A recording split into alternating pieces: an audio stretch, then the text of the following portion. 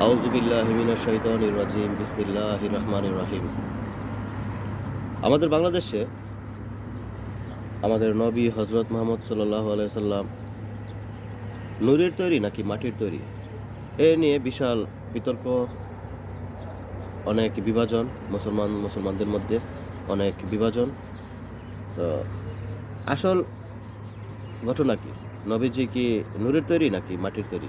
কোরআন শরীফে আল্লাহ তাআলা কি বলেছেন?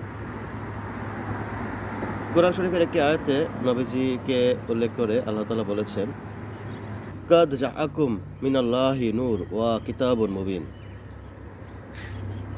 এর অর্থ হলো, আমি তোমাদের জন্য আলো প্রেরণ করেছি এবং একটি সুস্পষ্ট কিতাব প্রেরণ করেছি। এখন আলো বলতে আমাদের নবী হযরত মুহাম্মদ সাল্লাল্লাহু আলাইহি সাল্লামকে মিন করেছেন এবং সুস্পষ্ট কিতাব বলতে আমাদের পবিত্র কোরআন শরীফকে উল্লেখ করেছেন। তো এখন নবীজিকে আলো হিসেবে কেন অভিহিত করেছেন?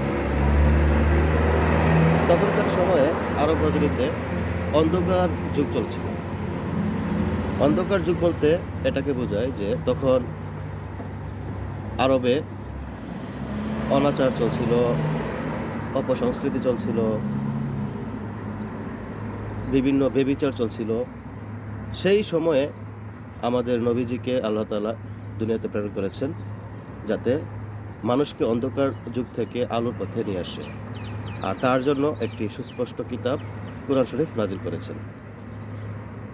তো নবীজি নূরের তৈরি নাকি মাটির তৈরি, এরকম স্পেসিফিক কোনো কথা উল্লেখ করেননি।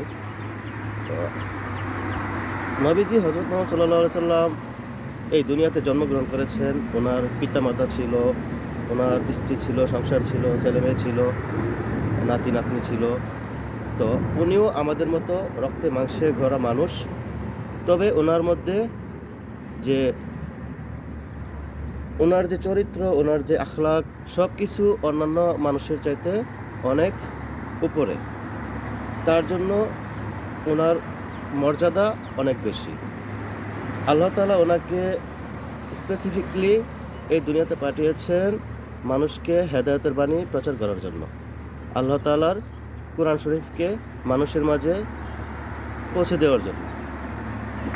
তো সেই হিসাবে উনি রাসূলুল্লাহ সাল্লাল্লাহু আলাইহি সাল্লাম আমাদের নবী এবং রাসূল।